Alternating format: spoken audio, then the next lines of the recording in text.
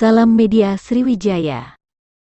SKK Migas dan K3S kembali mengapresiasi rekan media dari berbagai media elektronik, cetak dan online di wilayah Sumbaksel dengan menggelar Media Gathering FJM Sumsel tahun 2022 yang dilaksanakan di Provinsi Bandar Lampung selama 3 hari, yaitu dari tanggal 19 Juli hingga tanggal 21 Juli tahun 2022.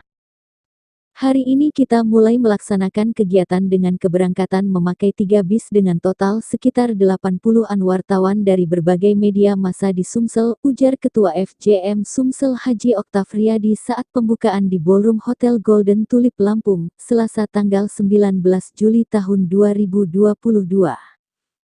Pada acara pembukaan ini selain sambutan dari Kepala Perwakilan SKK Migas Sumbaksel Anggono, juga sepatah kata ungkapan terima kasih mewakili para peserta media gathering dari Ketua FJM Sumsel.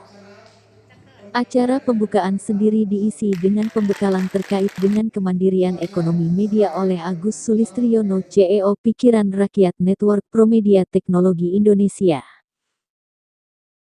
Hari kedua acara akan diisi dengan kegiatan outbound di Pulau Pahawang dengan tujuan membangun kebersamaan antara media massa di Sumsel dengan SKK Migas K3S dan malam harinya dilanjutkan dengan makan malam.